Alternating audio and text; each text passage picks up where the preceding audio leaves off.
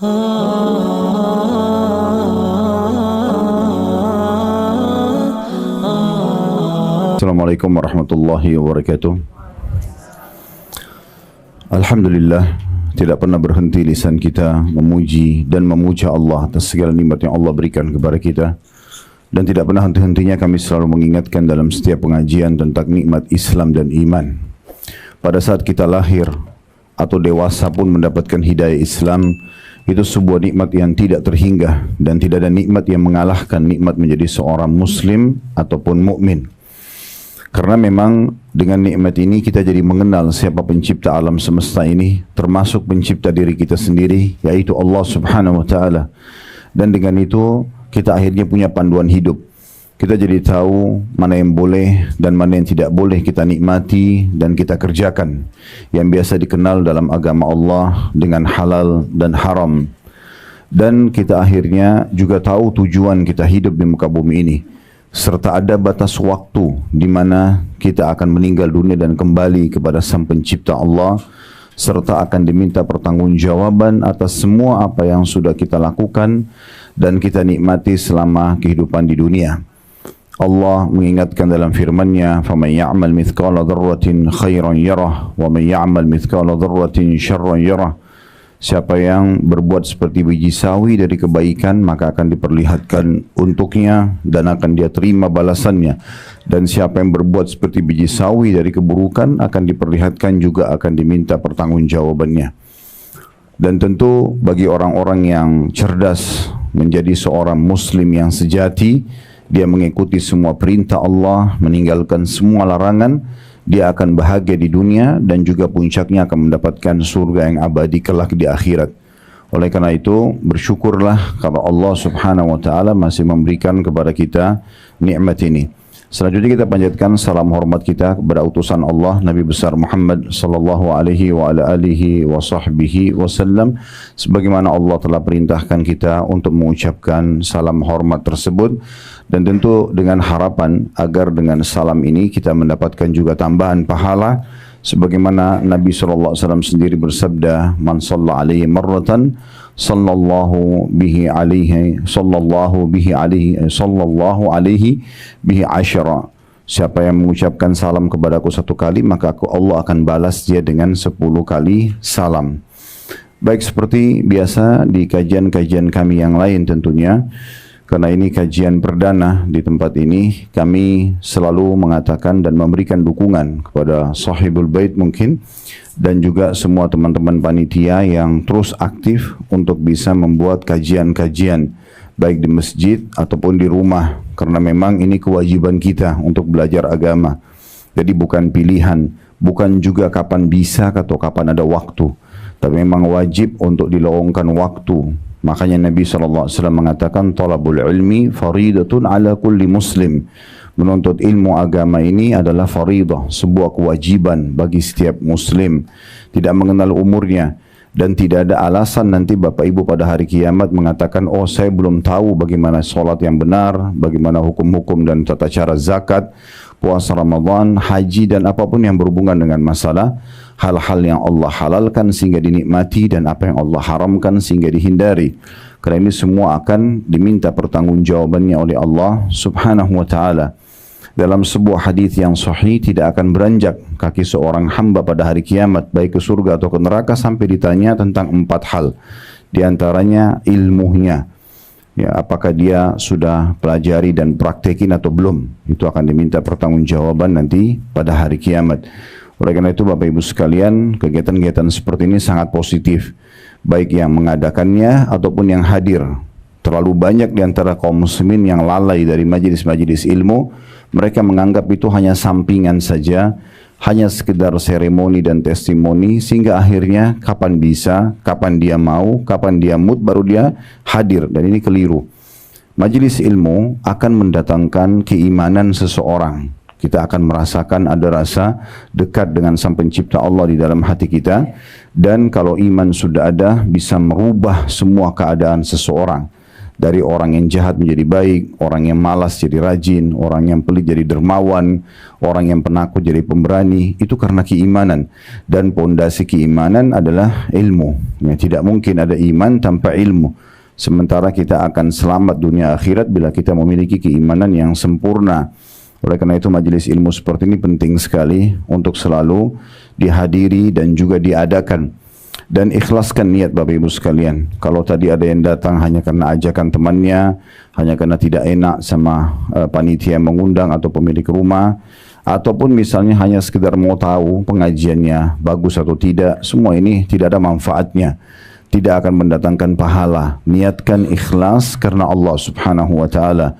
Kata Nabi sallallahu alaihi wasallam, "Innallaha la yaqbalu amalan illa ma kana khalisan liwajhi." Allah tidak akan pernah menerima amalan kecuali yang ikhlas karenanya, betul-betul mengharapkan pahala. Para panitia, sahibul bait, tentu tanpa menggurui, ikhlaskan niat karena ingin mengumpulkan kaum muslimin belajar agama. Kaum muslimin yang hadir murni datang betul-betul bukan karena tidak enak atau karena undangan saja, tapi karena ingin belajar agama. Saya pun sama sebagai pemateri juga sama. Diniatkan betul-betul murni untuk belajar agama atau mengajarkan agama sehingga kita semuanya akan mendapatkan pahala di sisi Allah Subhanahu wa taala. Keberkahan ilmu akan dirasakan, kita jadi mudah faham, kita jadi mudah praktekin dengan keikhlasan. Kalau Bapak Ibu tidak ikhlas, sehebat apapun penyampaian yang disampaikan, sekeras apapun suara sehingga bisa terdengar dengan baik oleh kuping kita, sebagus apapun buku yang kita bedah, ya senyaman apapun tempatnya, tidak akan ada berbekas kalau seseorang tidak ikhlas. Tapi kalau dia ikhlas, walaupun kadang-kadang kita cuma mendengarkan cuplikan ceramah 1 menit, tapi di saat kita ikhlas mendengarkannya, maka kita lebih mudah untuk mempraktekannya. Disitulah keberkahan ilmu. Ya. Ini poin penting mungkin untuk digarisbawahi dan selalu kejar keutamaan ilmu itu sendiri. Di antaranya hadis Nabi SAW yang sahih, siapa yang keluar dari rumahnya ikhlas ingin menuntut ilmu karena Allah, maka dicatatkan baginya pahala haji lengkap. Jadi hanya dengan duduk di majelis ilmu itu bisa mendapatkan pahala haji lengkap. Haji itu berapa biayanya, berapa jauh jarak yang bisa didapatkan dengan majelis ilmu. Dalam sebuah hadis yang lain kata Nabi SAW, Allah itu memiliki malaikat-malaikat yang tugasnya khusus untuk mencari majelis-majelis zikir atau majelis ilmu. Kemudian kalau mereka temukan, mereka memanggil satu sama yang lain sambil mengatakan, kesinilah ini target kalian. Lalu mereka pun menaungi para orang-orang di majelis ilmu dengan sayap-sayap mereka dari tempat itu sampai ke langit. Jadi mereka sangat banyak. Kemudian setelah itu mereka kembali kepada Allah, Allah pun bertanya kepada mereka, kalian dari mana? Mereka mengatakan, kami dari perkumpulan hamba-hambamu yang sedang mengingatmu. Maka kata Allah Subhanahu wa taala, apakah mereka pernah melihatku? Maka kata para malaikat, belum pernah. Kata Allah, bagaimana kalau mereka melihatku? Kata para malaikat, tentu mereka akan lebih memujimu, mereka akan lebih mentaatimu, lebih memuliakan dan mengagungkanmu. Lalu Allah Subhanahu wa taala mengatakan, apa yang mereka harapkan? Kata para malaikat, mereka berharap surgamu. Lalu kata Allah Subhanahu wa taala kepada para malaikat, dan Allah lebih tahu sebenarnya. Pertanyaan ini hanya Allah ya jadikan sebagai pertanyaan yang dilemparkan kepada malaikat, bukan karena ketidaktahuan. Lalu kata Allah Subhanahu wa taala, apakah mereka sudah pernah lihat surga? Kata para malaikat, belum. Kata Allah Subhanahu wa taala, bagaimana kalau mereka sudah melihatnya? Maka kata para malaikat, mereka pasti akan lebih giat lagi mengejarnya. Lalu kemudian Allah Subhanahu wa taala mengatakan lagi, dari apa mereka berlindung? Kata para malaikat, mereka berlindung dari api neraka. Lalu kemudian mereka atau Allah Subhanahu wa taala mengatakan, apakah mereka sudah pernah melihat neraka? Kata para malaikat, belum. Kata Allah SWT, bagaimana kalau mereka melihat neraka? Kata para malaikat, mereka pasti akan lebih semangat lagi untuk menjauhinya dan lebih takut padanya. Lalu Allah SWT mengatakan, aku persaksikan kepada kalian bahwasanya aku telah mengampuni hamba-hambaku itu. Jadi ini juga pengampunan dosa orang hadir dalam majelis ilmu. Tapi semua ini Bapak Ibu tidak akan dapat kecuali kalau ikhlas karena Allah. Nggak bisa. Jadi kalau hanya seremoni, testimoni saja, nggak akan ada manfaatnya semuanya. Oleh karena itu kita ikhlaskan niat kita tentunya. Baik, di sini ditulis oleh Dr. Said bin Ali Wahf Al-Qahtan. Kalau pernah Bapak Ibu lihat buku kumpulan doa sesuai Al-Quran dan Sunnah, agak kecil, seringkali dijadikan sebagai, sekarang bagi teman-teman yang sudah hijrah ikut kajian, biasanya dipakai untuk souvenirnya perkawinan. Nah ini penulisnya beliau. kumpulan doa. Di situ ada 132 doa beliau susun. Nah, kalau ini lebih detail lagi. Kalau itu hanya isi doa-doa saja. Ya, dan biasanya kalau dalam bahasa Arab namanya Hisnul Muslim, ya, itu di Saudi pun seringkali diterjemahkan oleh pemerintah Saudi melalui badan wakaf di sana lalu dibagi-bagikan untuk jemaah haji. Jadi kalau jemaah haji jemaah umroh biasanya dapat hadiah buku-buku terjemahan, itu diantaranya buku beliau. Nah, ini penulisnya. Dan di sini dikatakan setelah agar doa dikabulkan, sebab-sebab terkabul dan tertolaknya doa berdasarkan Al-Quran dan Sunnah. Jadi memang landasannya wahyu, bukan hanya sekedar menyampaikan, oh doa Bapak Ibu diterima begini, oh doa Bapak Ibu ditolak seperti ini, tapi hanya inisiatif atau ijtihad saja. Tapi ini bukan, ini betul-betul berdasarkan wahyu. Sekilas tentang masalah judul asalnya, itu ada di sebelum daftar isi ya. Syurutud du'a wa mawani'ul ijabah fi dhawil kitab was sunnah. Itu judul aslinya. Baik, di sini ada daftar isi dari halaman 3, definisi dan macam-macam doa. Akan kita bahas nanti insyaAllah setelah pendahuluan. Kemudian pembahasan pertamanya definisi doa itu sendiri. Dan ini tradisi para ulama, mereka memang selalu menyebutkan definisi. Ya. Seperti sholat, apa itu sholat didefinisikan dulu. Puasa itu apa didefinisikan dulu, supaya ada batasannya. Jadi sholat itu sederhana, misalnya di gerakan-gerakan khusus dan bacaan khusus dimulai dengan takbiratul ihram, diakhiri dengan salam, misalnya itu didefinisikan begitu. Kemudian ada pembahasan kedua, macam-macam doa, terdiri dari doa ibadah, doa permohonan, dan perbedaan antara istighatsah dan doa. Kemudian ada pasal kedua, masalah keutamaan berdoa. Kemudian pasal ketiga, syarat-syarat terkabulnya doa dan hal-hal yang menghalangi terkabulnya. Di sini terbagi pembahasan pertamanya syarat-syarat terkabulkan doa, ada ikhlas, mengikuti Rasulullah SAW, percaya dan yakin akan dikabulkan Allah, menghadirkan hati sewaktu berdoa dan khusyuk, kemudian adanya keinginan yang kuat atau tekad dan kesungguhan dalam berdoa. Pembahasan kedua, beberapa penghalang bagi terkabulnya doa. Yang pertama, leluasa bersenang-senang dengan yang haram, ya. Tergesa-gesa dan meninggalkan doa, kemudian melakukan maksiat dan perbuatan haram, meninggalkan kewajiban yang diwajibkan oleh Allah, berdoa dengan doa yang mengandung dosa atau pemutusan hubungan silaturahim. Kemudian selanjutnya yang poin ke-6, sebagai hikmah Allah di mana seseorang diberikan yang lebih baik yang diminta dari yang diminta.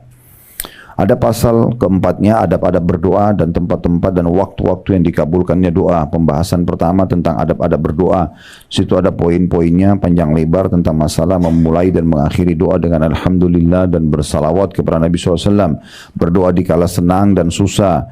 Tidak berdoa meminta keburukan menimpa keluarga, harta, anak dan diri sendiri. Merendahkan suara ketika berdoa antara terdengar dan berbisik. Merendahkan dan menghinakan diri kepada Allah ketika berdoa, memelas atau merengek kepada Allah dalam berdoa, bertawassul kepada Allah dengan tawassul yang disyariatkan, mengakui dosa dan mensyukuri nikmat saat berdoa, tidak memaksakan diri mempergunakan kata-kata yang bersajak dalam doa, mengulangi doa sampai 3 kali, menghadap kiblat, mengangkat tangan ketika berdoa, berwudu sebelum berdoa bila memungkinkan, menangis ketika berdoa karena takut kepada Allah Subhanahu wa taala, memperlihatkan kebutuhan kepada Allah dan mengadu kepadanya, memulai doa untuk diri sendiri apabila doa tersebut untuk orang lain, tidak berlebihan atau melampaui batas dalam doa, taubat dan mengembalikan hak orang yang diambil secara zalim, berdoa untuk kedua orang tua serta diri sendiri, mendoakan dirinya beserta orang-orang mukmin dan mukminah, tidak berdoa kecuali kepada Allah Subhanahu wa taala saja. Pembahasan kedua ada waktu, keadaan dan momen terkabulkan doa. Malam Lailatul Qadar, setelah sholat wajib, di penghujung malam, antara azan dan iqamah, saat mendengarkan panggilan untuk sholat wajib, saat iqamah dikumandangkan, di saat hujan turun dan di bawah siraman air hujan, saat perang di jalan Allah berkecamuk, suatu waktu dari bagian malam, satu waktu dari hari Jumat, ketika minum air zam-zam dengan niat yang baik, di saat sujud, ketika terbangun di malam hari dan berdoa dengan doa yang diajarkan Rasulullah SAW, berdoa dengan doanya Zannun atau Nabi Yunus alaihissalam, berdoa saat ditimpa bencana, mendoakan orang sesaat setelah meninggal dunia, ketika membaca doa istiftah berikut ketika membaca doa istiftah yang berikut ini. Maksudnya ada penyebutan tentang beberapa doa-doa istiftah atau iftitah. Kemudian ketika membaca surah Al-Fatihah dengan tadabbur dalam solat, ketika mengangkat kepala dari ruku, saat mengucapkan amin dalam solat apabila bersamaan dengan mengucap atau ucapan amin para malaikat, saat mengucapkan doa setelah ruku, setelah ucapan salawat kepada Nabi SAW pada tasyahud akhir. Ini semua waktu dan tempat-tempat mustajab ya. Sebelum salam dalam solat ketika mengucapkan titik-titik nanti ada bahasannya. Begitu pula ketika berdoa dengan doa berikut. Ada doa-doa yang diajarkan oleh beliau. Doa seorang muslim setelah berwudu dengan doa yang ma'thur atau doa yang diperintahkan. Berdoa di hari Arafah, di padang Arafah bagi yang melaksanakan ibadah haji. Berdoa setelah tergelincir matahari sebelum waktu duhur.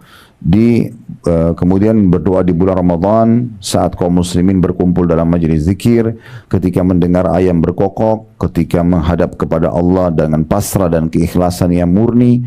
Doa di hari ke-10 dari bulan Zulhijjah.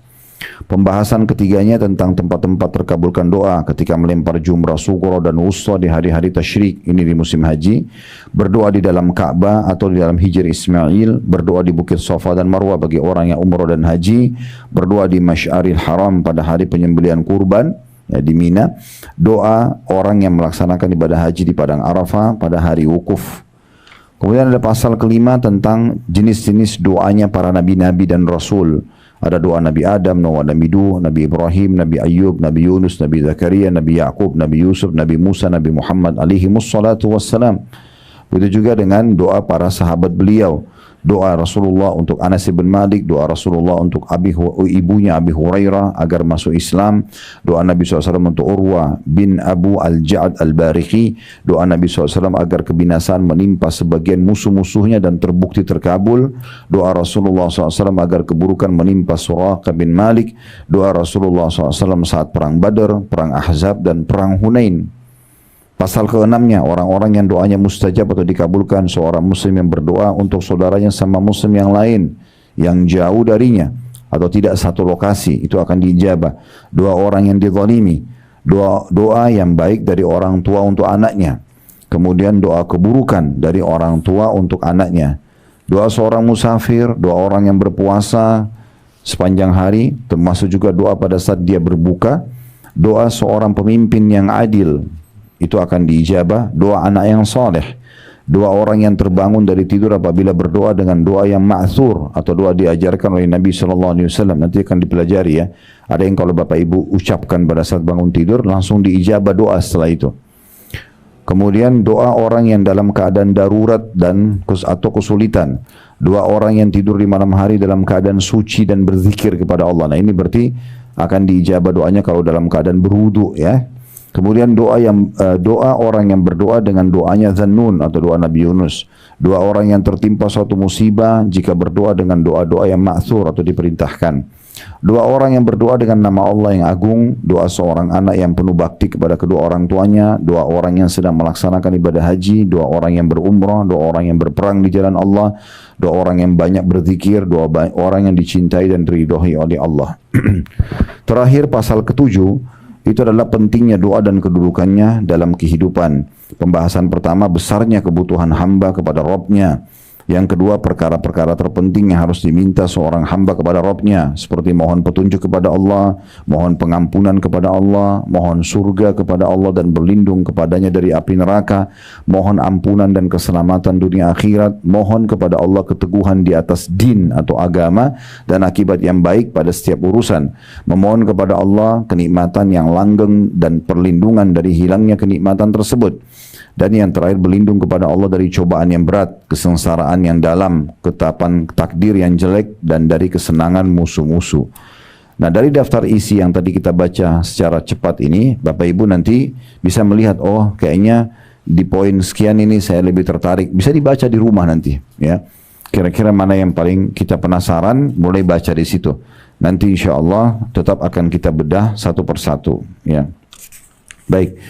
Tentu di situ ada pendahuluan yang ditulis oleh penulis, kita akan lewati, kita akan masuk ke pasal pertamanya. Itu di halaman 3.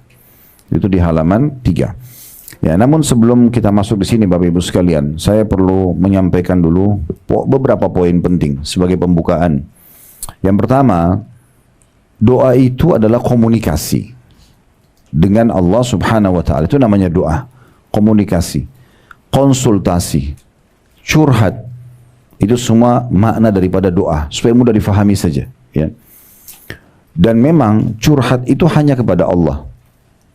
Kalau sama manusia, itu batasannya cuma konsultasi. Bapak Ibu lagi sakit, kalau saya sama seorang dokter, saya sakit kepala dok sudah 2 hari, obatnya apa? Nah, gitu. Nanti dokternya akan bicara, bertanya, dan juga butuh respon dari Bapak Ibu sekalian sesuai dengan bahan konsultasi saja. Gitu kan. Jadi tidak perlu curhat sama dokter. Misalnya dok, saya mau cerita dulu ya, dari minggu lalu saya nggak apa-apa kok sebenarnya. Kemudian panjang lebar cerita ternyata cuma sakit kepala, gitu kan? Nah, ini tidak diperlukan. Ya, tapi kalau curhat memang sama Allah Subhanahu wa taala. Justru kita hadapi masalah sekecil sampai sebesar apapun, Bapak Ibu wudu, menghadap kiblat, salat. Ya, kemudian tuangkan semua yang kita inginkan dalam doa kita. Keluh kesah semuanya. Dan Allah Subhanahu wa taala menginginkan kita berdoa dari hal yang kecil sampai hal yang besar. Perhatikan sabda Nabi SAW, mintalah segala sesuatu kepada Tuhan kalian, termasuk tali sendal kalian yang putus. Ini harus dilatih nih dari awal. Kenapa? Karena banyak orang, Bapak Ibu sekalian, mau berdoa kalau masalahnya sudah berat. Misalnya sudah sakit nih, dokter sudah angkat tangan nggak bisa sembuh, baru sholat tahajud. Jadi berdoa itu terakhir. Ini keliru. Islam sudah mengajarkan kepada kita sebelum aktivitas berdoa. Perhatikan, sebelum makan berdoa, sebelum minum, sebelum keluar rumah, sebelum pakai baju, sebelum masuk kamar mandi, sebelum interaksi biologis, sebelumnya disuruh berdoa agar kita diberkahi dan dimudahi oleh Allah Subhanahu wa taala. Ini yang dimaksudkan, atau dimudahkan urusannya oleh Allah Subhanahu wa taala. Jadi fahami dulu poin ini Bapak Ibu sekalian. Karena banyak orang mungkin dia berpikir begini, untuk apa saya berdoa? Saya tidak tahu harus doa apa. Badannya sehat, hartanya lagi melimpah, ya tidak ada masalah rumah tangganya, tidak ada masalah dengan orang-orang. Keliru ini. Justru meminta kepada Allah Subhanahu wa taala agar dipertahankan nikmat itu jauh lebih afdal dibandingkan kalau lagi ada masalah minta solusi. Saya ulangi lagi. Yang lebih besar pahalanya Bapak Ibu sekalian adalah kalau kita minta kepada Allah agar nikmat yang sedang kita rasakan, kita lagi enak makan, lagi enak minum, badannya lagi sehat, hartanya lagi melimpah, hidupnya lagi bahagia, nggak ada masalah apapun. Justru itu puncak doa. Kita minta agar itu dipertahankan supaya jangan berubah. Itu lebih afdal dibandingkan nanti sudah sakit minta kesembuhan. Lagi ada masalah sama orang minta diselamatkan. Ini yang dinomor duakan yang kedua ini. Yang pertama itu lebih afdal. Makanya kata Nabi SAW, kenalilah Tuhan kalian di saat kalian sedang sulit. Maaf, di saat kalian sedang lapang, maka dia akan kenali kalian di saat kalian sedang sulit. Jadi kalau ditanya, mau nggak diijabah doanya Bapak Ibu lagi perlu sekali, lagi terdesak, lagi terlilit utang, lagi sakit, lagi ada masalah, dikena fitnah dan segala macam, maka jawabannya adalah berdoa di saat lapang. Jadi justru di saat sehat, di saat kita lagi melimpah nikmat, di situ berdoa terus. Ya Allah, pertahankan nikmat ini, pertahankan kesehatan ini, limpahkan, berkahi dan segala macam. Ya, makanya kita habis makan, habis minum, habis interaksi biologis yang halal, kita selalu disuruh bersyukur. Alhamdulillah. Supaya itu bertahan. Ya. Jadi jangan pernah berpikir saya berdoa itu hanya kalau ada masalah. Tidak, keliru. Justru berdoa itu puncaknya di saat kita sedang tidak ada masalah. Minta agar nikmat itu dipertahankan. Jadi tidak ada alasan untuk tidak berdoa. Ya, tidak ada alasan untuk tidak berdoa. Ini poin penting dulu untuk kita fahami. Ya, makanya dikatakan baginda Nabi SAW itu kalau ada masalah apapun beliau langsung sholat. Artinya berdoa. Langsung berdoa. Jadi yang pertama adalah dia menyampaikan curhatnya kepada Allah Subhanahu wa taala dan beliau tidak berhenti berdoa sampai beliau melihat hasilnya. Terus berdoa. Nah, itu penting sekali. Jangan pernah putus asa dalam berdoa. Mungkin Bapak Ibu tinggal sekali lagi berdoa sudah diijabah, ya. Tapi banyak orang tidak lama dia berhenti, ya. Makanya kata Nabi SAW dalam sebuah hadis, yustajabu li ahadikum malam ya'jal. Pasti diijabah doa seseorang di antara kalian selama dia tidak tergesa-gesa. Maka ada sahabat bertanya, wa kaifal istijal? Bagaimana sebenarnya cirinya orang tergesa-gesa itu ya Rasulullah? Kata Nabi SAW, yaqulu da'autu wa lam yustajabu li fatarakat du'a. Dia bilang saya sudah berdoa, belum lihat hasilnya, lalu dia tinggalkan doa. Mungkin tinggal sekali lagi berdoa, tinggal sehari lagi, tinggal sepekan lagi. Kenapa berhenti? Sudah dari awal start, kenapa berhenti di tengah-tengah? Minta terus. Kadang-kadang ada orang begitu, dia sudah curhat sama Tuhannya sudah bagus, ya. Kemudian dia berhenti tengah jalan, lalu dia pergi kepada manusia yang tidak bisa punya apa-apa. Ya kan? Yakinilah Bapak Ibu sekalian, kalau Anda datang kepada orang yang Anda cintai pun, misalnya kedua orang tua kita ceritakan masalah kita, sebenarnya kita sedang bebankan kepada mereka. Dan itu berbahaya, bisa saja masuk ke bab durhaka nantinya kalau mereka terbebani, mereka nggak bisa tidur, mereka ini kan jadi masalah. Kalau yang kita ceritakan orang yang kita cintai, kita bebankan pada mereka. Kalau kita doa, ceritakan masalah kita kepada manusia yang tidak mencintai kita atau ada masalah dengan kita, walaupun dia sekarang terlihat teman, setiap saat dia bisa jadikan sebagai senjata untuk menyerang kita. Jadi curhat hanya kepada Allah Subhanahu wa taala, ya. Makin banyak, makin sering tidak diketahui masalah kita oleh manusia, maka makin bagus. Biarkan hanya Tuhan kita yang tahu. Yakini poin ini pondasi dasar akidah ya. Kalau kita sedang mendapatkan nikmat, yang ciptakan kita Allah, yang ciptakan nikmat itu Allah, yang bisa pertahankan hanya Allah. Nggak ada yang lain. Ya. Dan kalau kita sedang ada ujian, yang ciptakan kita Allah, yang ciptakan ujian itu Allah, yang bisa berikan jalan keluar hanya Allah. Lalu untuk apa ke manusia? Kan itu. Jadi nggak perlu. Makanya para sahabat, para tabi'in, orang-orang soleh sebelum kita, mereka menghadapi sekian banyak masalah sebagaimana kita hadapin kadang-kadang masalah gitu ya. Tapi tidak ada yang tahu di kalangan manusia. Orang-orang melihat mereka tuh bahagia saja. Padahal mereka punya masalah karena mereka sudah kembalikan kepada Tuhannya. Mereka sholat di malam hari, mereka berdoa di antara azan dan iqamah, berkeluh kesah sama Tuhannya penuh dengan keyakinan Allah mendengarkan dan akan menerima. Sudah selesai. Habis itu dia tawakal kepada Allah. Nah itu poin penting yang harus kita garis bawahi sebagai pondasi bahasan doa. Jadi jangan berdoa di saat butuh saja, tapi berdoa setiap saat. Jadikan rutinitas kita. Dan ingat, kalau kita berdoa kepada Allah Subhanahu wa taala di saat lapang, Allah akan berikan kita atau mudahkan urusan kita di saat kita sedang sempit. Baik, kita akan bacakan di halaman 3 pembahasan pertama di pasal pertama tentang definisi dan macam-macam doa. Di situ dikatakan oleh penulis tentang definisi doa. Doa dari segi bahasa atau etimologi berarti meminta dan memohon. Ya. Seperti ucapan tanda kutip saya berdoa kepada Allah, saya memohonnya, n-nya besar kata ganti Allah dengan suatu doa. Artinya saya memohon kepadanya dengan meminta dan saya mengharapkan suatu kebaikan yang ada di sisinya, di sisi Allah Subhanahu wa taala.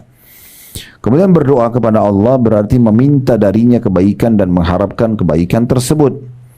Seperti dalam bahasa Arab da'a li fulan dengan menggunakan kata bantu li yang berarti untuk, ya.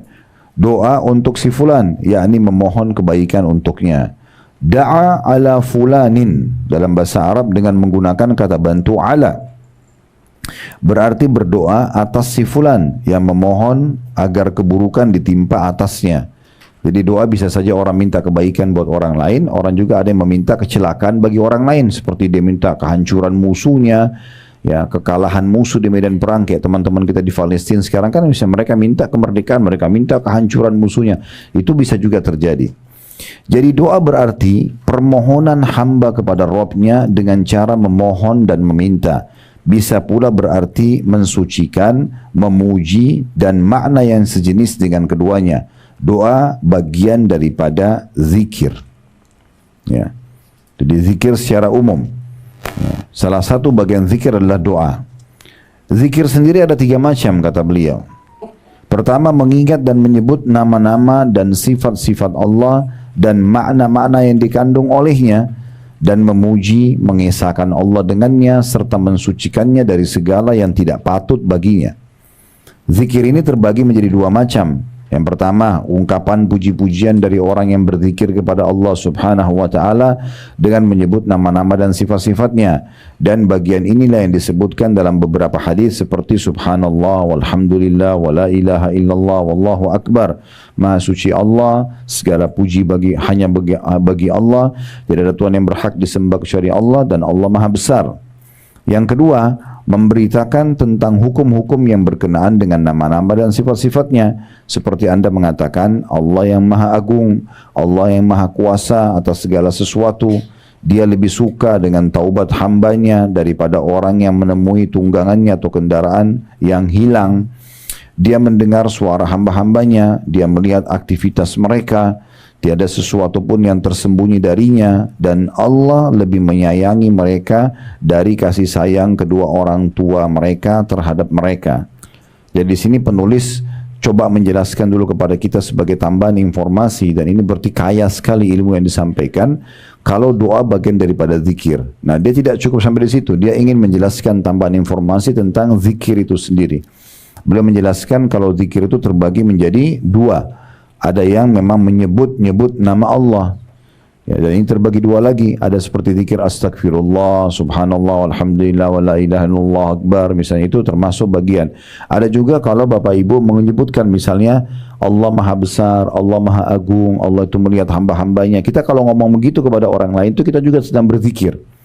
Kita juga sedang berzikir karena kita sedang mengingatkan orang lain agar kembali ke Tuhannya. Maka itu juga masuk dalam makna zikrullah, ya.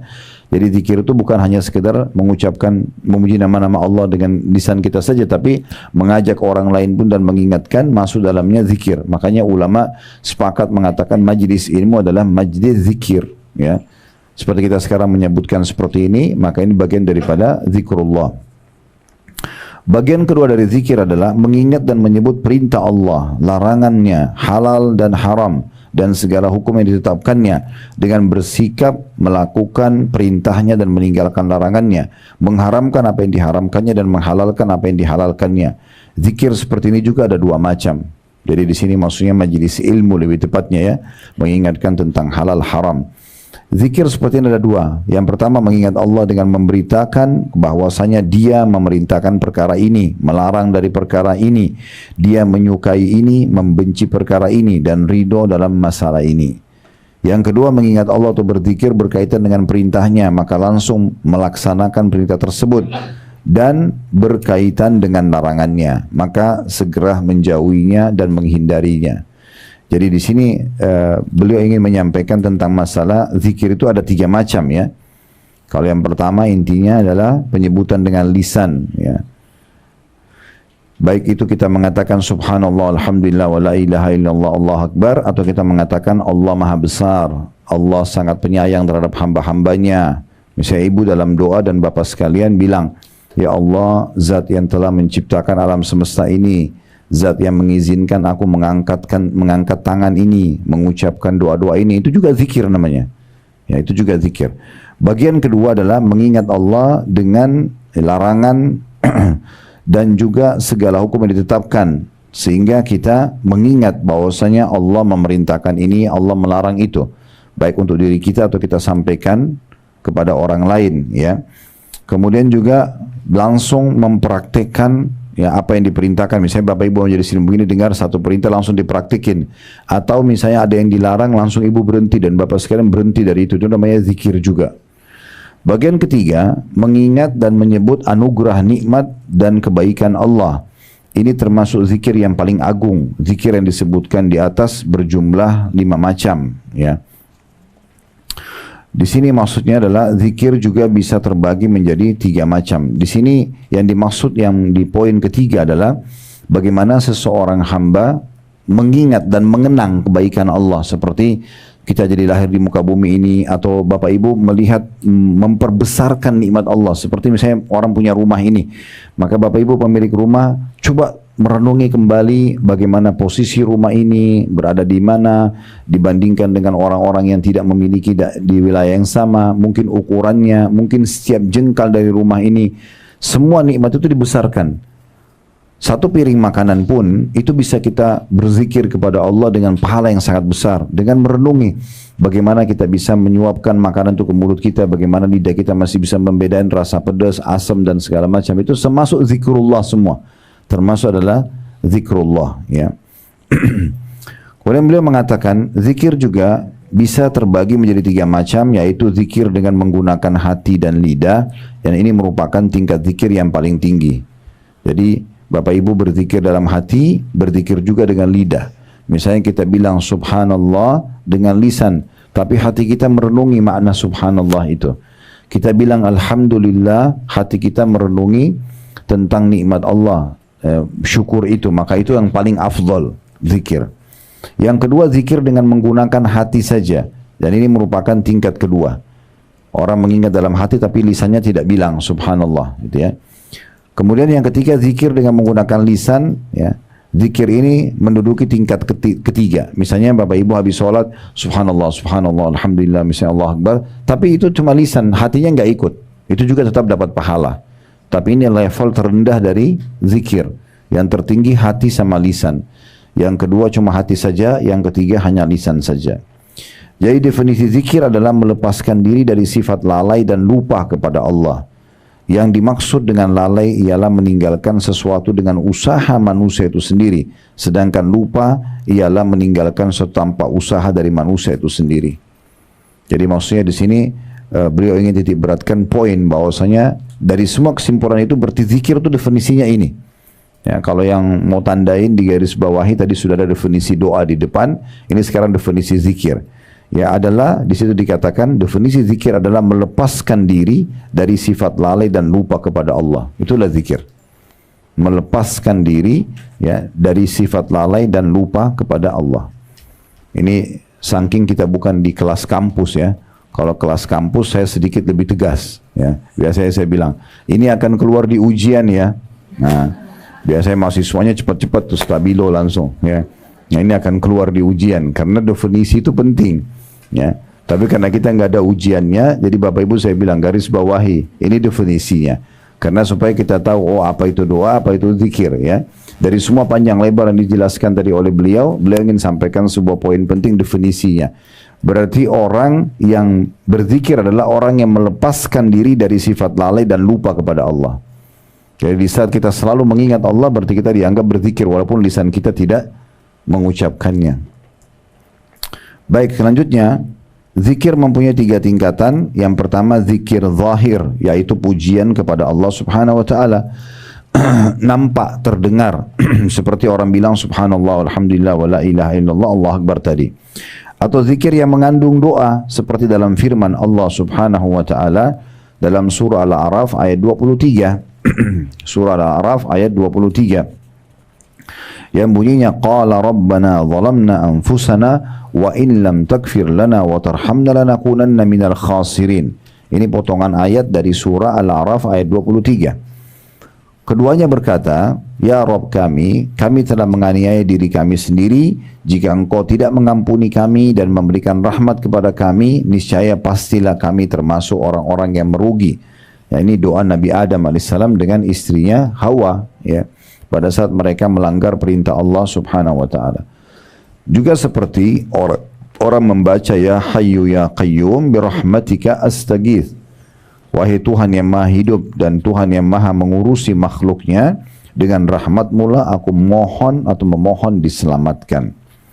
Atau berzikir dalam kurung mengingat dan menyebut dengan memohon perlindungan Allah seperti ungkapan Allah bersertaku, Allah melihatku, Allah menyaksikanku, dan yang semisalnya yang bertujuan membantu agar kehadiran Allah lebih dapat ya terasakan.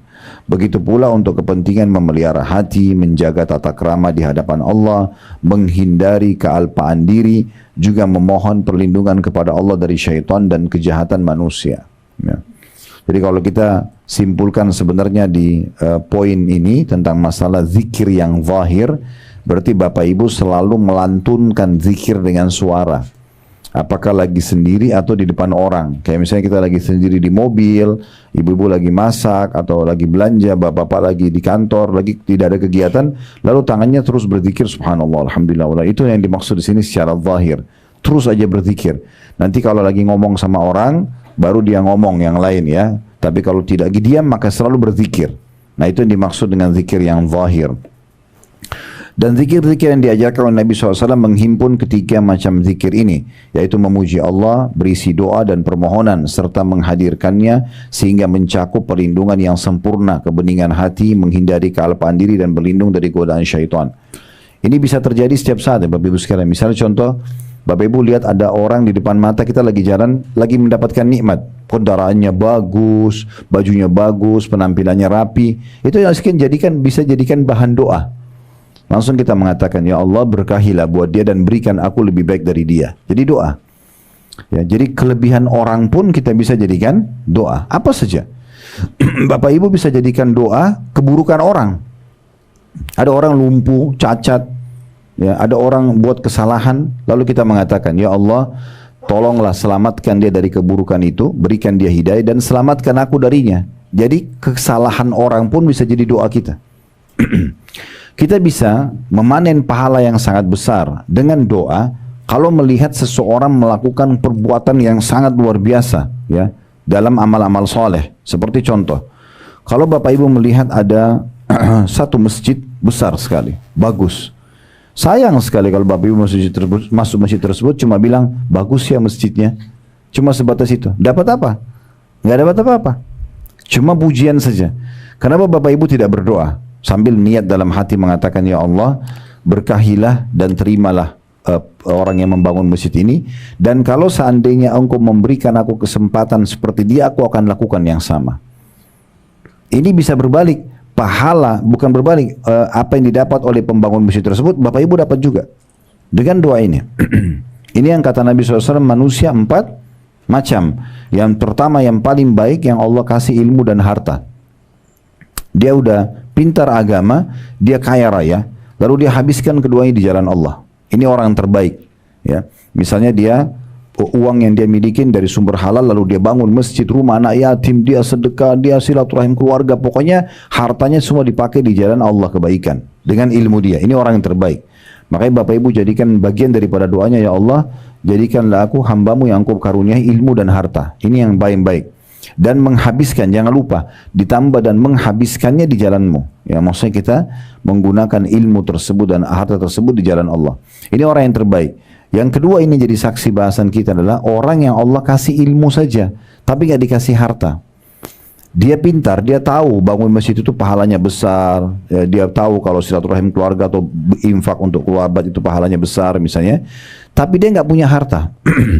Cuman kata Nabi SAW, dia dengan ikhlas dari hatinya berkata, dia sambil melihat golongan pertama tadi yang Allah kasih ilmu dan harta, dia bilang, ya Allah, kalau seandainya engkau mengaruniakan aku seperti engkau karuniakan golongan pertama tadi, yang bangun masjid, rumah anak yatim, tapi dia tidak bisa lakukan karena tidak punya harta.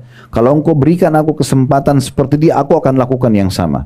Kata Nabi SAW, dengan niat dan doa yang baiknya ini, fahuma fi ajri sawa, maka mereka sama pahalanya. Jadi kalau lewat di sebuah masjid, rumah anak yatim, apa sajalah, orang lagi pergi haji, orang lagi pergi umroh, jangan cuma bilang, oh iya ya, itu tidak ada manfaatnya, oh bagus ya, atau hanya puji orang, enggak. Bagaimana kita langsung tunggangi kebaikan itu agar kita berdoa juga kepada Allah, supaya Allah berikan kita seperti yang sama. Jadi dengan niat dan doa yang baik itu, walaupun kita belum sempat lakukan, kita akan diberikan pahalanya. Nah gitu ya. Oleh karena itu kebaikan orang lain, ya, kelebihan orang lain kita bisa berdoa untuk kita diberikan yang sama. Amal soleh mereka juga kita bisa dapatkan dengan kita berdoa, dan keburukan orang lain kita bisa berlindung dari Allah SWT atau kepada Allah dari keburukan tersebut. Nah ini bagian-bagian daripada zikir yang zahir, yang nampak, doa yang nampak. Yang kedua, ada zikir khafi atau samar-samar, yaitu zikir yang menggunakan hati semata agar terhindar dari sifat lalai dan lupa yang merupakan penghalang antara Rabb dan hati manusia. Keharusan hati untuk menghadirkan Allah menjadikannya seolah-olah melihat Allah, ya. Jadi dimaksud sini adalah zikir khafi atau samar-samar, zikir yang menggunakan hati saja atau hati semata, ya. Jadi hati ini memang Bapak Ibu sekalian usahakan tidak diisi dengan hal-hal yang sifatnya duniawi. Duniawi itu hanya sebatas di mata dan pikiran, sebatas di pikiran kita saja. Misalnya makanan, pakaian, kendaraan, itu tidak boleh masuk dalam hati. Jangan dimasukin dalam hati. Ya, dalam hati itu hanya hal-hal yang berhubungan dengan apa yang Allah perintahkan kepada kita. Misalnya kita berharap masuk ke dalam surga. Ya, kalaupun hati kita senang karena kita mendapatkan nikmat Allah. Kalau kita sedih karena kehilangan nikmat Allah itu. Jadi jangan dimasukin urusan dunia. Dunia ini kecil, ya. nggak dapat makanan kesukaan, nggak dapat baju, nggak dapat kerjaan, itu dunia, biasakan aja ya. Makanya dikatakan oleh Sa'id bin Musayyib rahimahullah, seorang ulama tabi'in, aku telah bertemu dengan generasi, maksudnya para sahabat, yang mereka sama sekali tidak pernah terpengaruh atau merasa sedih dengan kehilangannya seluruh dunia yang mereka miliki. Mau kehilangan harta, mau kehilangan apa, tidak peduli, mereka nggak ada masalah. Sepertinya tidak terjadi apa-apa. Tapi mereka akan merasa sedih yang dalam hati mereka kalau mereka ketinggalan satu kewajiban yang Allah perintahkan. Telat sholat subuh, ya, atau kehilangan sholat sunnah, ya, kehilangan kesempatan zikir. Nah itu baru kita sedih. Jadi banyak orang salah tempatkan ini. Kesedihan tidak ada gunanya. Sedih hanya kita tidak dapat makanan kesukaan, untuk apa? Ya, terutama ibu-ibu kadang-kadang bawa perasaan gitu ya. Jadi nggak dapat makanan kesukaan sudah jadi bahan cerita 1 minggu. Untuk apa? Biasa aja. Nggak dapat makanan itu pindah ke makanan yang lain. Nggak dapat baju itu pindah ke baju yang lain, kan selesai. Dunia kecil, jangan dibesar-besarkan. Akhirnya nanti hati kita dipenuhi dengan dunia, kita tidak bisa berzikir kepada Allah. Nah itu yang perlu difahami. Jadi hati itu jangan diisi kecuali hanya Allah subhanahu wa ta'ala saja. Kemudian yang ketiga, zikir hakiki yang kata beliau, yaitu atau yang Allah subhanahu wa ta'ala sebutkan atau menyebut hambanya, fadhkuruni azkurkum washkuruni wala takfurun. Karena itu ingatlah kamu kepadaku, niscaya aku ingat pula kepadamu, dan bersyukurlah kepadaku dan jangan kamu mengingkari nikmatku. Dalam surah Al-Baqarah ayat 152. Dan Rasulullah sallallahu alaihi wasallam bersabda, yaqulullahu ta'ala ana 'inda dhanni 'abdi bi wa ana ma'ahu idza dzakarani fa in dzakarani fi nafsi dzakartu fi nafsi wa in dzakarani fi mala'in dzakartu fi mala'in khairin minhum wa in taqarraba ilayya shibran bi shibrin taqarrabtu ilaihi dhira'an. Saya ulangi, wa in taqarraba ilayya bi shibrin taqarrabtu ilaihi dhira'an wa in taqarraba ilayya dhira'an taqarrabtu ilaihi ba'an wa in atani yamshi ataituhu harwala. Allah Ta'ala berfirman, aku bertindak berdasarkan sangkaan hambaku kepadaku. Ini tolong digarisbawahi dulu ya. Jadi Bapak Ibu kalau mau hidup tentram, maka Allah akan berikan kita sesuai dengan prasangka kita pada Allah. Jadi kayak misalnya kita sakit nih, oh kayaknya Allah tidak akan sembuhkan saya. Itu prasangka. Maka Allah kasih seperti itu, tidak sembuh-sembuh. Tapi kalau prasangkanya, Allah cuma uji saya sebentar, Allah akan sembuhkan, saya akan berdoa, saya akan sedekah supaya Allah sembuhkan. Allah kasih seperti dengan itu. Itu sesuai dengan prasangka. Jadi nggak boleh. Seburuk apapun sesuatu depan mata kita, tetap bersangka baik kepada Allah. Karena Allah itu lebih faham kenapa Allah datangkan ujian itu kepada kita. Berapa banyak orang tidak jadi menikah dengan seseorang, tidak jadi buka usaha, partner bisnis dengan seseorang, ternyata kebaikan besar buat dia. Berapa banyak? Dia tidak tahu, Allah lebih tahu. Tapi Allah selamatkan dia. Cuma memang kata kuncinya, Bapak Ibu selalu memang hubungkan dengan Allah. Misalnya kita baru mau buka usaha, baru mau menikah, baru mau ini, dan minta tolong kepada Allah. Ya Allah berkahi, ya Allah mudahkan. Kalau Allah tidak kasih, sangka baik sama Allah, berarti itu yang terbaik. Di situ kita akan tenang. Ada satu orang dosen, saya berbagi dulu, di Ummul Qura, namanya Dr. Muhammad. Beliau menceritakan di salah satu kisah berhubungan dengan masalah sahabat dekatnya.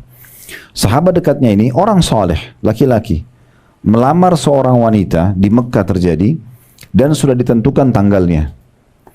Nah ternyata 2 bulan sebelum kejadian pernikahan tersebut dibatalkan oleh si pihak perempuan tanpa sebab. Orang tua perempuan pun didatangi oleh si laki-laki ini, ditanya kenapa, mereka juga tidak tahu. Pokoknya perempuan ini hanya minta satu saja, batalkan pernikahan. Tidak mau sama laki-laki ini. Tadi awalnya sudah sepakat nih, seperti itu kejadiannya. Lalu kemudian kata Dr. Muhammad, saya setiap kali ketemu dengan teman saya ini, saya selalu dengar dia merengek sama Allah, selalu.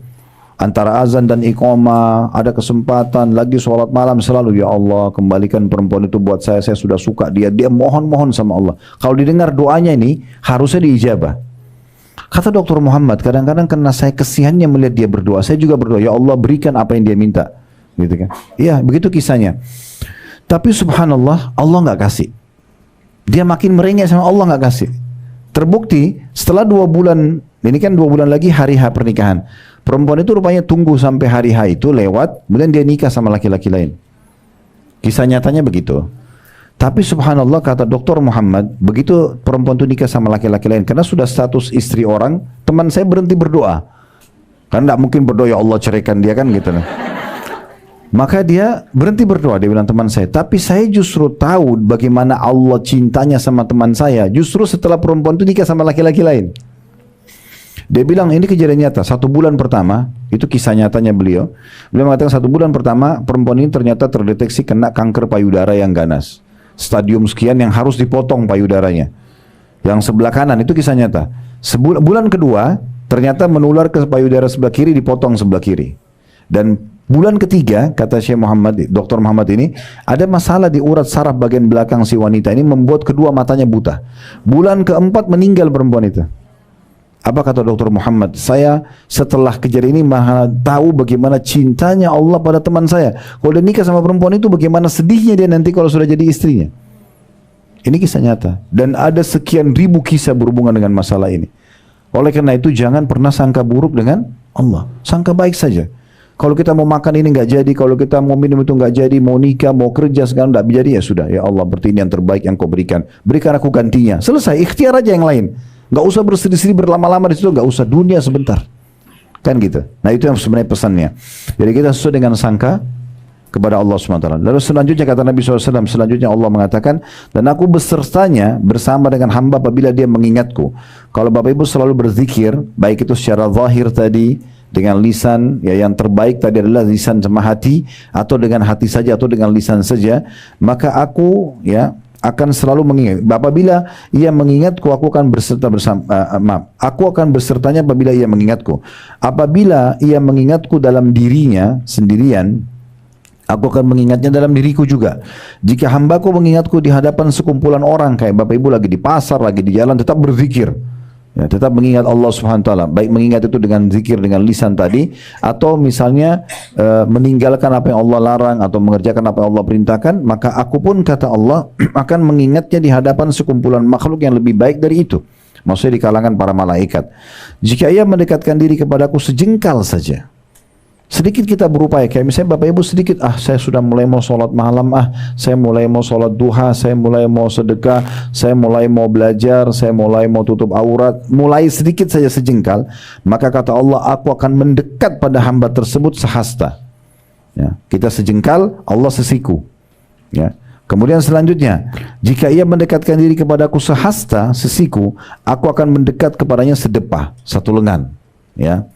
Dan jika dia mendekatkan diri kepadaku dengan berjalan, aku akan mendekatinya dengan berjalan cepat atau berlari kecil. Ya, artinya sedikit saja kita berupaya untuk mendekatkan diri kepada Allah SWT, Allah langsung mendekatkan diri kepada kita.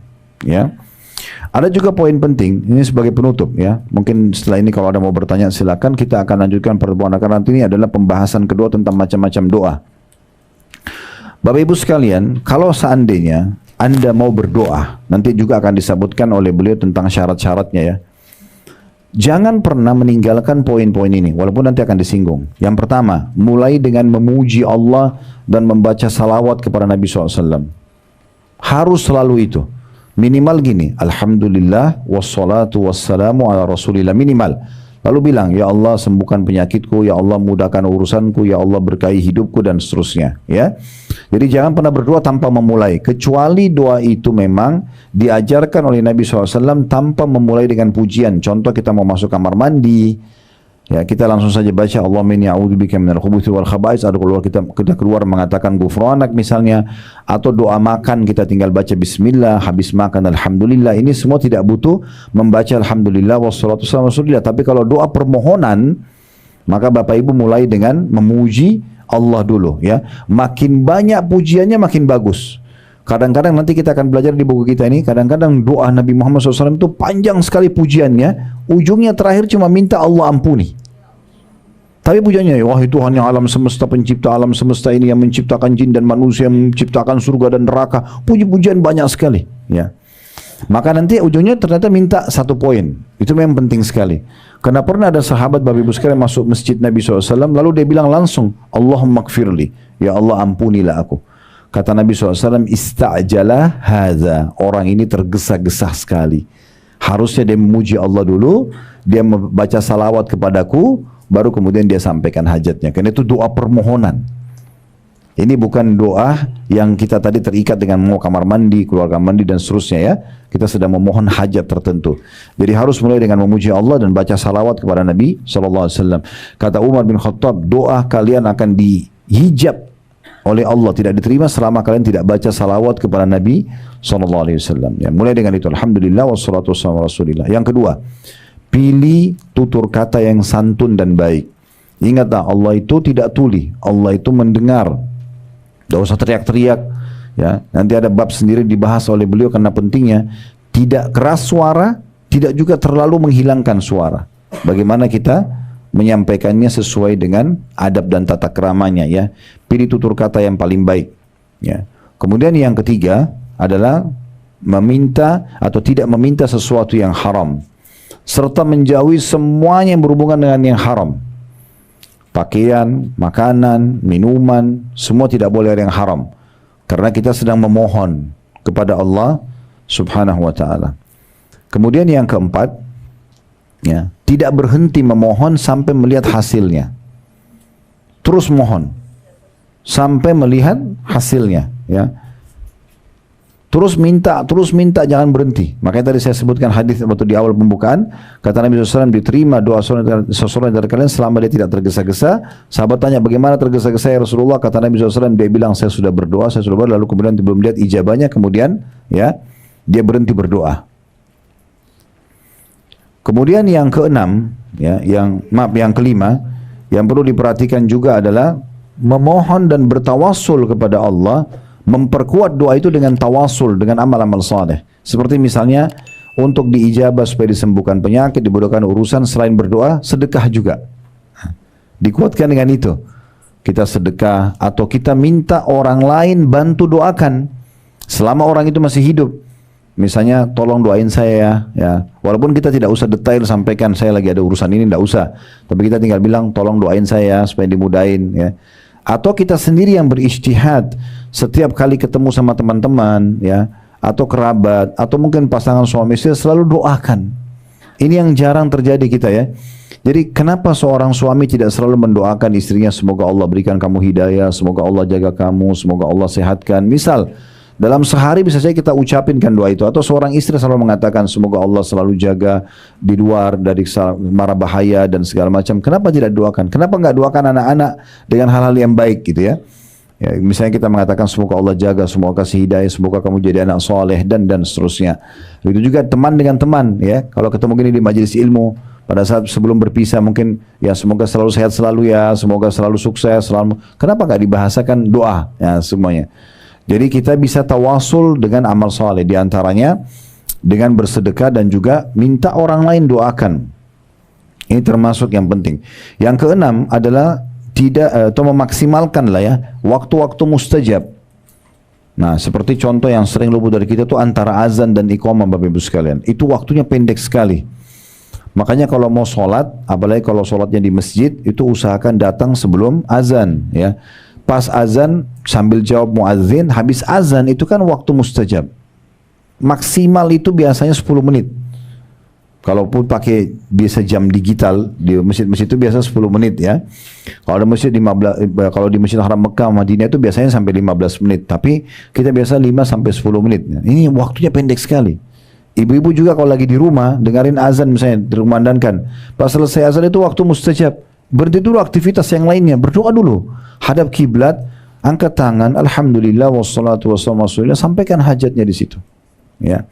Dan ingat, doa-doa itu atau semua jenis ibadah Bapak Ibu sekalian, kalau kita biasakan untuk melakukannya, kita maksimal di situ, maka secara otomatis Allah akan berkahi di situ. Kayak misalnya gini, mungkin ibu, kadang-kadang bapak sekalian berdoa, lalu tidak tahu mau ucapin doa apa lagi, lalu ditutup dengan salawat kepada Nabi, ya, kemudian tutup doanya. Tapi kalau kita rutinkan, seminggu sering berdoa, sebulan sering berdoa, nanti muncul dari lisan kita doa kita tidak pernah terfikir sebelumnya. Allah berkahi di situ. Tiba-tiba kita ucapin tutur kata yang kayak dari mana nih, kita kayak nggak tahu gitu. Nah itu sering terjadi. Ya, tapi keberkahan akan datang. Yang terakhir Bapak Ibu sekalian, harus diikuti dengan keyakinan. Ya, ini sesuai dengan sabda Nabi SAW. Ini yang ketujuh ya. Udu rabbakum muqinuna bil ijabah fa inna Allah la yaqbalu du'a min qalbin ghafil. Berdoalah kalian kepada Tuhan kalian dengan penuh keyakinan karena Allah tidak akan menerima doa dari hati yang lalai. Ya, jadi kalau cuma ngucapin lisan saja begitu doanya tanpa hadir hatinya, ini nggak bisa. Ya, saya tidak yakin Allah terima nggak sih? Gitu. Jadi makin yakin maka makin besar peluang untuk diterima. Ya, makin besar peluang untuk diterima. Tadi ingat juga yang poin yang saya bilang ya, kalau Bapak Ibu sedang berdoa, jangan berhenti sampai melihat hasilnya ya. Berdoa terus. Karena ada sebuah riwayat penting untuk kita renungi. Kata Nabi SAW, kalau Allah mendengar doa yang indah dari seorang hamba, saya Bapak Ibu betul-betul merenungi doanya, meresapi dan keluh kesah, yakin Allah sedang mendengar, maka Allah menerlambatkan ijabahnya. Begitu hadisnya. Allah menerlambatkan ijabahnya. Kalau Allah mendengar doa yang indah dari seorang hamba, Allah menerlambatkan ijabahnya. Tujuannya apa? Agar hamba tersebut tetap dalam doa. Coba bisa bayangkan gini, kalau kita lagi sakit, ya Allah sembuhin saya, langsung tiba-tiba sembuh. Masih berdoa kah? Allah terlambatkan 3 hari, 1 minggu, supaya kita terus berdoa. Nah, nanti di hari kiamat kata para ulama, andai saja orang-orang yang rajin berdoa ini melihat hasilnya, mereka berharap 24 jam berdoa tidak berhenti karena besarnya pahala yang mereka temukan. Kata Nabi SAW dalam hadis yang lain, doa itu tidak ada seorang muslim berdoa di muka bumi kecuali diijabah hanya melalui 3 tahapan. Bisa diberikan langsung, atau Allah hilangkan musibah atau masalah yang akan menimpa dia, ya, atau Allah simpankan dalam bentuk pahala yang besar dia panen pada hari kiamat. Nah, khusus yang ketiga ini yang akan panen pahala besar pada hari kiamat, kata Nabi SAW dalam sebuah riwayat yang lain, nanti ada orang pada hari kiamat Bapak Ibu sekalian akan diberikan pahala bergunung-gunung, pahalanya banyak sekali, dan mereka sendiri tidak tahu dari mana itu. Mereka berkata, dari mana ini? Mereka bertanya kepada para malaikat. Maka malaikat mengatakan, ini adalah dari doa-doa kalian yang belum kalian lihat ijabahnya di dunia. Dikasih dalam bentuk pahala bergunung-gunung. Maka apa kata Nabi SAW? Ini pesan penting. Nabi bilang, maka di saat itu mereka berharap agar semua doanya tidak dikasih di dunia, biar di akhirat saja. Jadi doa itu ibadah. Bapak Ibu lihat hasilnya atau tidak hasilnya, akan tetap dapat pahalanya di hari kiamat. Ingat, berdoalah walaupun itu hal yang kecil. Saya selalu sarankan begitu dalam bab doa. Ibu dan bapak keluar mau ke mall saja, minta sama Allah dikasih parkiran, tidak apa-apa. Ya Allah mudahin buat saya parkiran itu. Mau beli pakaian, ya Allah mudahin buat saya pakaian itu. Mau pergi makan pun, ya Allah mudahin supaya saya dapat makanan yang terenak misalnya. Tidak ada sana, berdoa aja semua. Ya, sehingga dalam kehidupan kita tuh selalu interaksi sama